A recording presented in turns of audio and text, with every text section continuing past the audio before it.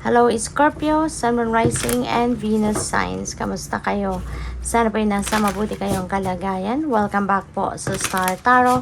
At kung bago kayo rito, welcome din po kayo. Please subscribe, like, share my videos, and leave me a comment kung nakaresonate po kayo. Thank you. So, tignan natin kung ano ang ganap ni Scorpio. We have many choices. Napakaganda nito kasi maraming opportunity. O, ayan, tas may opportunity pa. Alam mo, ano to, maganda to. You know, this signifies a lot, no, of opportunities or new doors opening up for you. So, this is really beautiful. So, kailangan mo lang, no, na mag-ano ka, pag-isipan mong mabuti. Ito, opportunities for new job, no, or maaring magkaroon ka ng change of workplace or an opportunity for a business trip. Wow, so that's really good. Makakabiyahe ng libre, kahit pa paano makakatanaw-tanaw ng ibang environment naman, 'di ba, because of your work. So, napakaganda, no? Baka may relocation talaga dito din para sa iba sa inyo. Kasi baka yung trabahong ito na ino-offer sa'yo, this could be, o pwedeng sa ibang bansa ito, diba? O pwedeng ma-offeran ka kung may in-applyan ka sa ibang bansa. So, baka ibang bansa ito, magre-relocate ka, or kung pwedeng within the country, at baka sa ibang city or ibang lugar, ibang probinsya, no, ang pupuntahan ninyo. So, kung ano man itong opportunity na to, sabi dito, change is coming just in time. So, talagang maaaring sa ngayon, o pwedeng gustong-gusto mo talaga na mabago na yung work environment mo, or maaaring minamanifest mo to na talagang mabago na yung workplace mo, or baka mabago na yung kumpanyang pinagtatrabahuan mo, yung ganon, no? And talagang just in time, eto na-offeran ka na, or maaaring dumating na talaga, no, yung perfect fit din ito para sa'yo na trabahong ito. Kaya parang right opportunity at the right time, no, and the right place pa. Kaya yun, look at your options, okay? Kasi you never know, baka yung mga offers na to, they are equally good, no, they are equally beneficial for you. Pero tingnan mong maigi, weigh things out, no, kung ano yung mas beneficial para sa'yo, kung ano yung talagang swak na swak sa gusto mo, or swak na swak doon sa criteria mo in choosing a job. Then make sure na ito yun, kung ano makakapagpasaya sa'yo. Okay? So, we also have alchemy, using witchcraft, occult, and learning God's secrets. So, transform the situation. Wow. So, feeling ko dito, kung ano man itong perfect na trabaho na ito para sa'yo, maaaring minanifest mo siya. You know, maaring gumawa ka ng mga ritual, 'di ba? Maaring nag-rituals ka para ma-manifest mo 'to, or kung ano mang ceremony, 'di ba? Ang ginawa mo para makuha mo ang trabahong ito. So that is possible. So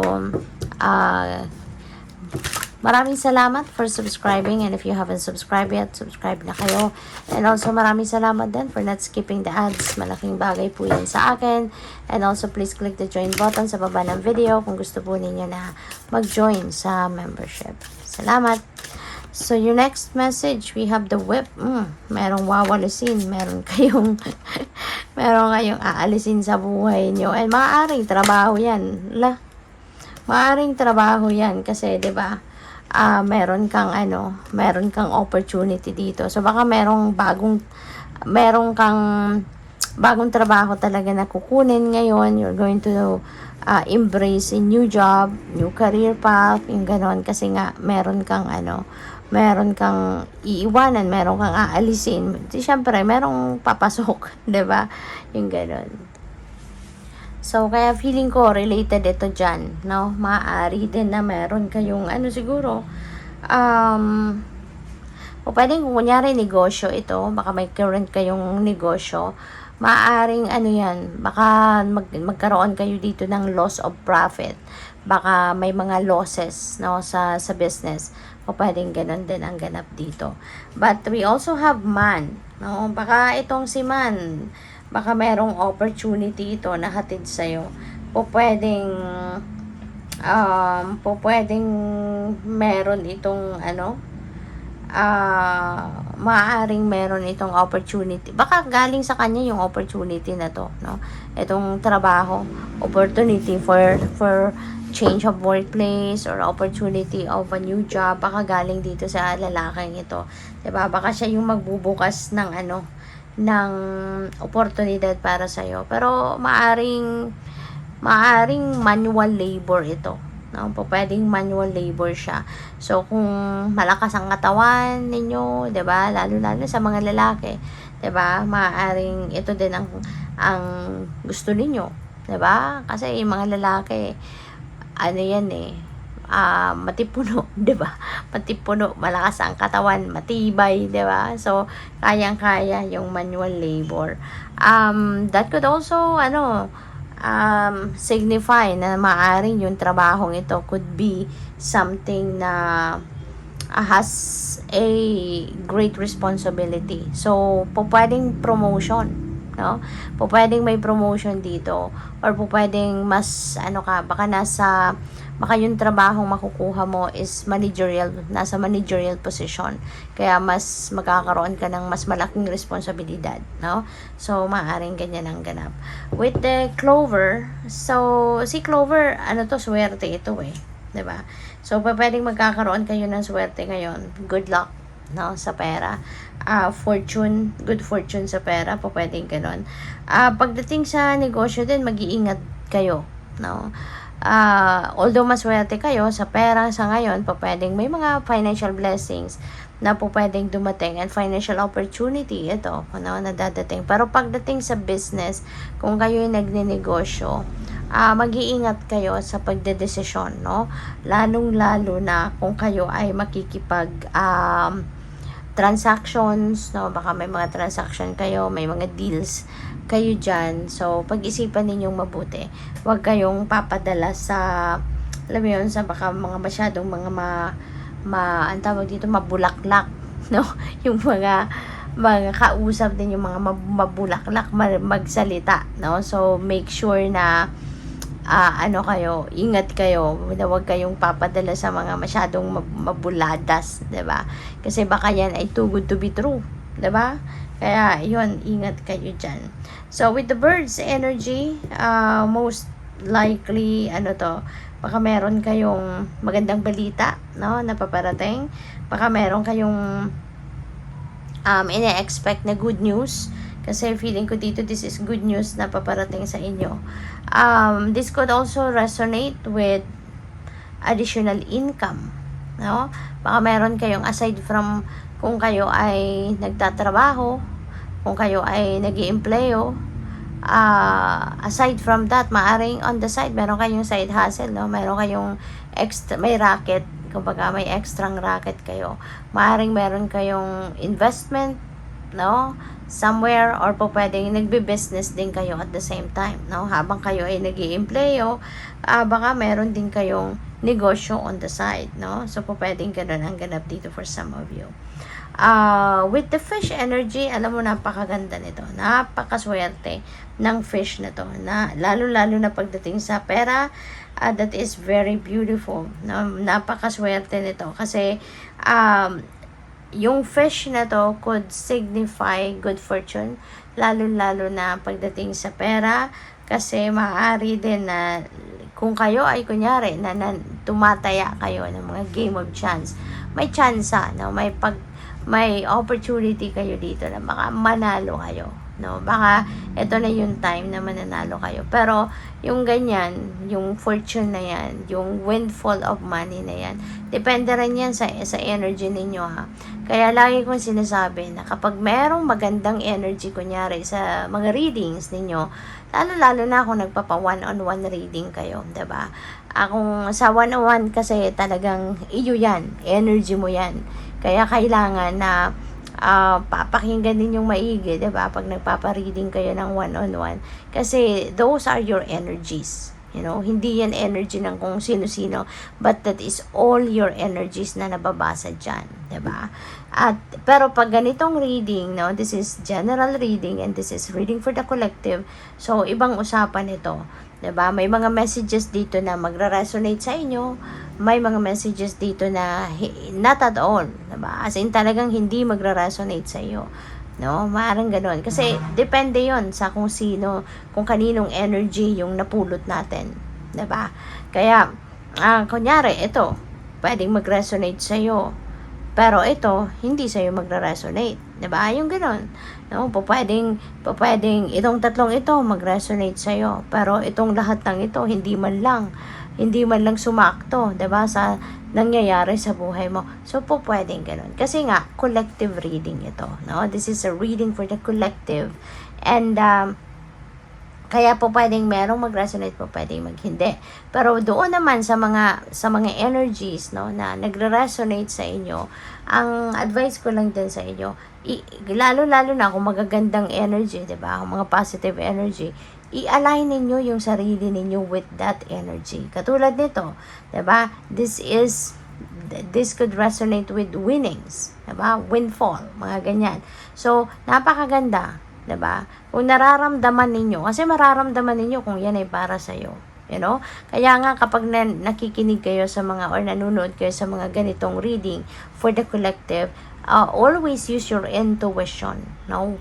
Use your intuition when you are watching or listening to this kind of readings, kasi mararamdaman mo, no, na yung bawat card, bawat energy ay nagre-resonate sa iyo at or kung hindi, mararamdaman mo 'yun. No, mararamdaman mo 'yun. So just in case ito kunyari nararamdaman mo, this is my time. Ito na talaga, akin na 'to, 'di ba? You're claiming it. So, ang mabuti diyan, i-align mo yung energies mo with this energy. Okay? Try to, since this is a positive energy, so kailangan positibo din, no, yung energy mo para ma-magnetize mo siya.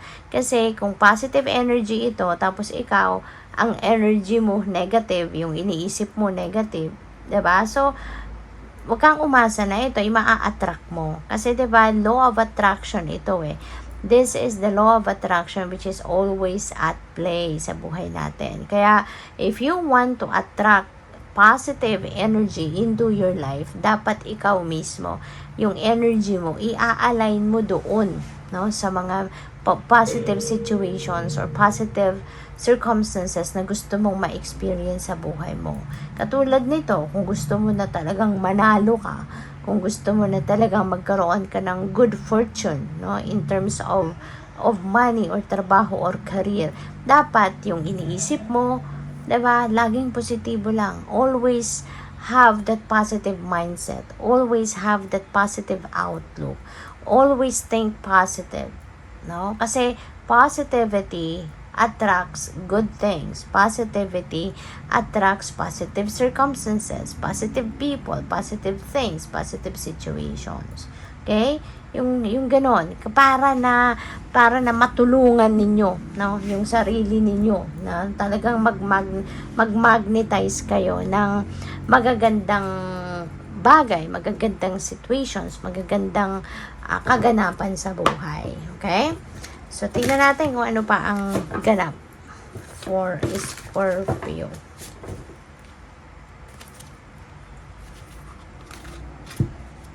So, we have the World. Ayan. So, this is success. You know? This is a successful period in your life na maaaring maganap, no, sa inyo. Depende, syempre, sa inyong sitwasyon. But, this is a success energy. So, maaaring ngayon, meron kayong mga successes sa trabaho, sa career ninyo, sa business ninyo, depende, no, sa inyong sitwasyon. Maaaring meron kayong mga matatapos ngayon na ginagawa. Baka meron kayong mga projects, mga ganyan, na pagtatagumpayan na ninyo sa ngayon. Maaaring matagal nyo nang pinagsisikapan yun, matagal nyo nang tinatrabaho, and finally, ngayon, 'di ba, baka ma-accomplish mo na. Kaya this is a successful period in your life. So, we have the 9 of Swords. So, ang iba sa inyo may worries, no? So, ito negative energy ito. Kaya, kailangang tanggalin nyo yan, no, sa sarili ninyo. Turn it, no, or transmute that negative energy into positive energy. Okay? Paano ninyo gagawin yan? Huwag na kayong mag-worry. Huwag kayong may stress. Paano ninyo gagawin yan? 'Di ba? So, mag-isip kayo ng something positive. 'Diba? Imbes na mamroblema kayo, isipin mo na lang kung ano yung solusyon na pwede mong gawin dyan sa problema mo. Huwag mo nang isipin no, paikot-ikot sa ulo ninyo yung problema. Kasi alam nyo na kung ano ang problema eh, 'di ba? So, alam mo ng problema, ngayon, wag mo nang tambayan siya. Ang magandang gawin dyan para matransmute ninyo into positive energy, yung problemang ito, isipin mo na, ano kaya magagawa ko para masolusyonan ko to? You know? So, balikan ninyo kung ano yung anong puno nito. 'Di ba? So, unti-untiin ninyo. 'Di ba? Anong pwede mong gawin para makabawi ka? Anong gagawin mo para na gumaan-gaan ang pakiramdam mo. Yung ganun, pa isa-isa, 'di ba? Isipin mo hanggang sa mabuo mo ang possible na solusyon sa problemang ito para matransmute mo yung stress na to, yung worries na to, 'di ba, into something positive, no? Na magiging maiisip mo na ang solusyon. At saka kung hindi mo kaya, kung sa tingin mo hindi mo na kaya, baka kailangan mo na ng may makakausap, baka kailangan mo na ng may gusto mo na makarinig ng advice from other people, baka yun ang kailangan mo. And also, you know, one thing din na magagawa mo para ma-let go mo yung yung stress na yan, 'di ba? Lift it all up to God. Okay? Ialay mong lahat yan sa universe. Ialay mong lahat yan. I-surrender mo sa universe. Kasi kapag nagsusurrender tayo sa divine, no? Inaalay na lang natin ang lahat sa Kanya. Pinapaubaya natin sa Kanyang lahat. 'Di ba? Alam mo, kung hindi nyo pa masusubukan, subukan ninyo kasi mararamdaman ninyo yung kagaanan sa inyong loob. 'Diba? When you are surrendering everything to God, mararamdaman mo no, na kahit may problema ka, lilipas ang buong araw mo, lilipas ang linggo mo na magaan pa rin ang pakiramdam mo kasi may katulong ka na. May katulong ka na nagbibitbit ng burden na dinadala ninyo. At saka, when you are surrendering to God as well, kailangan din na lagi kang makikinig sa intuition mo. Kasi for sure, may mga gabayan sa'yo. Papadalahan ka ng guidance kung paano mo na ina-navigate ang iyong sitwasyon. Okay? To get better. Alright? So, good luck sa'yo. Thank you for watching, Love and Light. Namaste.